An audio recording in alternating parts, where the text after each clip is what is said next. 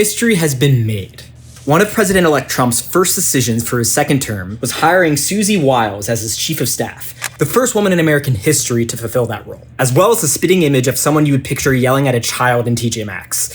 And I say that with only respect. A president's chief of staff selection is crucial, as they act as the effective gatekeeper to anyone who'd want to speak with the president. Essentially, they control the most powerful person in the world's flow of information, which inevitably shapes their agenda and priorities in office. So who is Susie WS? Well, first of all, she's the daughter of the famous NFL player and sportscaster Pat Summerall, whose voice in the old Madden games might bring you back to the days when they were actually worth buying. Anyway, she built her career in Florida politics, helping elect multiple mayors and eventually Rick Scott as governor of the state. Her first run-in with Trump was in 2016 as a state campaign manager in Florida, which was crucial for him in his first election to the presidency. She went on to help elect Governor Ron DeSantis in 2018, only to have a falling out with him later on.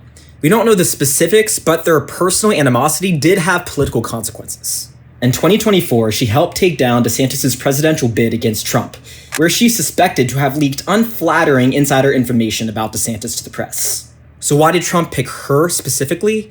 We have to imagine the largest part of it was her successful managing of his campaign in 2024, which is widely considered his most well-run to date.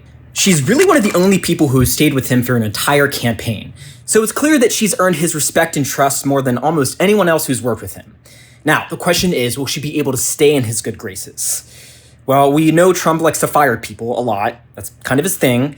And in his first term as president, he went through 4 different chief of staffs. And it's well known that he generally gets annoyed with anyone who tries to tell him what to do. And while WS has arguably had better success than anyone else staying on his good side, managing the actual presidency is very, very different than running a presidential campaign.